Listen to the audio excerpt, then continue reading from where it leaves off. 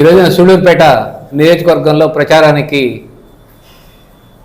ఒక star క్యాంపెయినర్గా Bharatiya Janata party నుంచి ఎన్డీఏకి ప్రచారం కోసం రావడం జరిగింది. కానీ ఈ ప్రాంతానికి వచ్చినప్పుడు చూస్తే చాలా బాధగా ఉంది. ఈ ప్రాంతంలో జరిగేటువంటి ప్రతి ఒక్క పనిని పాత రోజులతో పోల్చుకుంటా ఉంటే గతంలో ఎమ్మెల్యేలు ఏ విధంగా ఉన్నారు, ఇప్పుడున్నటువంటి ఎమ్మెల్యే గారు ఏ విధంగా ఉన్నారని చెప్పి చూస్తే చాలా ఘోరంగా ఉంది. ఎందుకంటే గంజాయి ఎక్కడ పట్టినా గంజాయి, పిల్లలందరూ కూడా పాడైపోతూ ఉన్నారు. గుట్కాలు ఈ ప్రాంతంలో ఉన్నటువంటి ఎవరైతే పిల్లలు ఉన్నారో ముఖ్యంగా యువత మొత్తం బదనాయం అయిపోతూ ఉన్నారు. ఎవరైతే భారత పౌరులుగా ఎదుగుతారని చెప్పినటువంటి ఆలోచనతో మనం అందరం ఎదురు చూస్తున్నామో వీళ్ళందరూ కూడా ఈ చెడు అలవాట్లకి బానిసలైపోతూ ఉన్నారు. మరి ఇదేనా చేస్తున్నది? ఈ ప్రాంతంలో ఉండేటువంటి ప్రభుత్వం ఏం చేస్తూ ఉంది, పోలీసు ఏం చేస్తూ ఉంది? మరి పోలీసులు ఏదైనా చెప్తే ఎమ్మెల్యే గారు చెప్తే కానీ చేయలేము. కేసు కట్టండి అంటే ఎమ్మెల్యే గారు చెప్తే కానీ కట్టలేము. గతంలో ఈ ప్రాంతంలో ఒక అధికారి ఉండేవాడు, బూటులు నాకే అధికారి. ఆ అధికారి అయితే ఎల్లవేళలా కూడా వైసీపీకి ఒక వాచ్మెన్ లాగా ఉండేవాడు. మిగతా వాళ్ళు ఎవరు మాట్లాడకూడదు.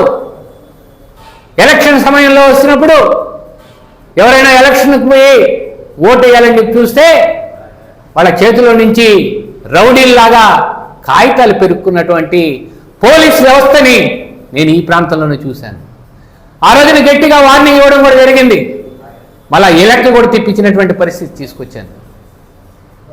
అతను ఆ పోలీస్, అలాంటి పోలీసుని ప్రోత్సహిస్తూ వెనకాల తిప్పుకొని సలాములు పెట్టించుకొని ఇదే మాకు మంచిది అని చెప్పినది ఆలోచనతో ముందుకు వెళ్ళారే, ఈరోజు మీ ఆ పోలీస్ రాజ్యమే మిమ్మల్ని కబళిస్తా ఉందన్నటువంటి విషయాన్ని నేను తెలియజేస్తా ఉన్నాను. ఇవాళ ఎమ్మెల్యే గారికి ఏదైతే ఆ పోలీసులతో పరిపాలించారో ఈరోజు ప్రజలు చీకొడుతున్నారు. ఈరోజు సమయం ఆసనమైంది, బుద్ధి చెప్పేటువంటి విధంగా ఇవాళ ముందుకు వెళ్తున్నారు అన్నటువంటి విషయాన్ని కూడా తెలియజేస్తూ ఉన్నాను. పోతే మనం చూసాం, వాళ్ళ ర్యాలీలు జరుగుతూ ఉంటే ఏ విధంగా ఉంది. నగర వీధుల్లో ర్యాలీలు జరుగుతూ ఉంటే ప్రతి ఇంట్లో నుంచి కూడా అక్క చెల్లెలు అందరూ వచ్చి చూసేదానికి, ఏ పార్టీ అయినా కూడా సరే ఆ తప్పెట్లు కొట్టుకుంటూ ముందుకు వెళుతూ ఉంటే చూస్తూ ఆనందిస్తారు. మరి అలాంటి పరిస్థితుల్లో కూడాను మరి ఒకరికొకరు చెప్పులు చేతులు తీసుకోవడం కానీ, కర్రలు చేతులకు తీసుకోవడం కానీ, కొట్లాడుకోవడం కానీ, మరి అలాంటి పరిస్థితుల్లో అక్కడ ఉన్నటువంటి సిఐ మంచివాడు కాబట్టి ఆయన వెంటనే చర్య తీసుకొని వాళ్ళ ఇద్దరిని దూరంగా పంపించారు కాబట్టి సరిపోయింది. లేకపోతే ఎంత పెద్ద గొడవలు ఏదో మీకు అందరికీ తెలుసు. మీ సాక్షాత్తు సూళ్ళూరు పట్టణ ప్రజలందరూ కూడా చూడడం కూడా జరిగింది. ఇదేనా న్యాయం? ఇదేనా మీరు ఇచ్చేటటువంటి తీర్పు?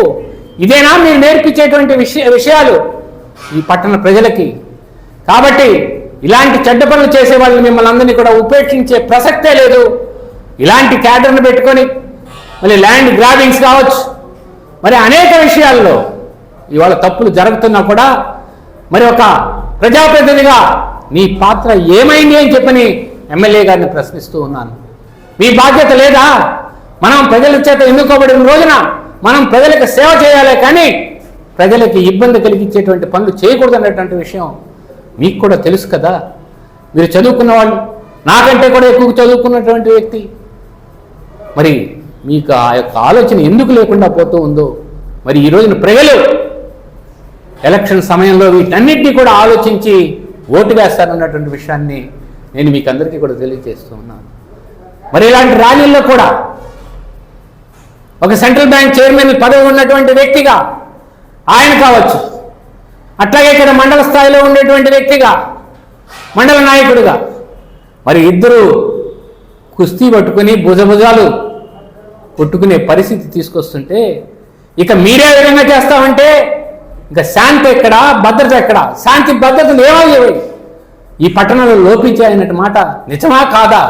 ప్రజలందరూ కూడా ఇవాళ తెలుసుకుంటా ఉన్నారు. ఇది ఏమైనా కానీ మంచి పద్ధతి కాదు. ఇలాంటివి చేస్తే ప్రజలు మిమ్మల్ని ఎప్పుడూ కూడాను ముందుకు సాగనివ్వరు. రాజకీయంగా మీకు ముందుకు వెళ్ళేదానికి అర్హత ఇవ్వరు అని చెప్పని నేను మీకు తెలియజేస్తున్నాను.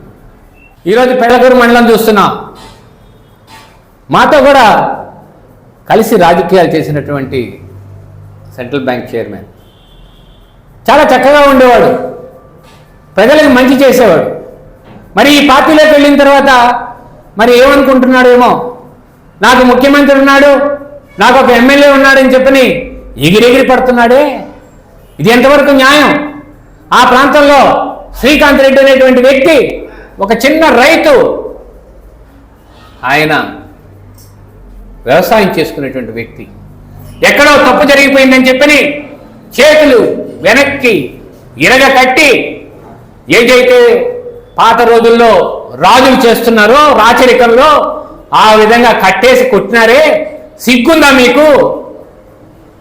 ఇలాంటి పరిస్థితుల్లో ఇంకా కూడా స్వతంత్రం వచ్చిన తర్వాత ఇన్ని సంవత్సరాలు అయిన తర్వాత కూడా ఇలాంటి పనులు చేయకూడదు, చట్టాలు చాలా చురుకైనట్టు ఉన్నాయని చెప్పినటువంటి విషయం కూడా తెలియదా మీకు? పైపెచ్చి కొట్టానని చెప్పని గొప్పగా మరి అందరి దగ్గర చెప్తావా? ఎంత నీచం ఇది! ఇది మంచి పద్ధతేనా? ఇది కాకుండా అతను 2 ఎకరాల రైతు, ఆ 2 ఎకరాలు కూడా చేతికి వచ్చినటువంటి పంటని మరి తీసుకునేటువంటి పరిస్థితుల్లో నీళ్లు రానివ్వకుండా ఎండగట్టేటువంటి విషయంలో కానీ ట్రాక్టర్లు పెట్టి తొక్కిచ్చేసి అతను ఒక రైతుగా నాశనం చేశావే. నువ్వు ఒక రైతు కుటుంబంలో పుట్టినవాడి, రైతు సహకార బ్యాంకుకి అధ్యక్షుడిగా ఉండేటువంటి వాడివి, నువ్వు ఈ పని చేయడం ఎంతవరకు న్యాయం అని చెప్పని నేను మిమ్మల్ని అడుగుతా ఉన్నాను. ఇది మీ పార్టీకి చెడ్డ పేరు తీసుకొచ్చేటువంటి పద్ధతి కాదా? అయ్యా ఎమ్మెల్యే గారు, ఇలాంటివి చేపిస్తే ప్రజలు మీ పట్ల ఏ విధంగా ఉంటారో ఆలోచన చేయండి. మంచిగా ఉంటే 10 ఓట్లు వస్తాయి, 10 మంది మీతో ప్రశంసిస్తారు, మీరు చేసే పనులన్నింటినీ కూడా ప్రశంసిస్తారు. కానీ ఇదేం పనండి? ఇలాంటి రైతును కూడా మరి ఎక్కిరానియకుండా మరి ఈ పని చేస్తే ఉపేక్షించరు, ఏ విధంగా కూడాను మిమ్మల్ని ఒప్పుకోరు అన్నటువంటి విషయాన్ని ఇది మీరు అనుకుంటా ఉన్నారు. ఏదో నాకు పోలీస్ చేతిలో ఉంది, నాకు మంత్రుల చేతిలో ఉన్నారు, మేమందరం కూడా ఉన్నాం. ఎంతో మంది ముఖ్యమంత్రులు చూశాను నాతో కలిసి, నేను కలిసి ముఖ్యమంత్రితో పడుకున్నటువంటి వాడిని కలిసి చేస్తాను.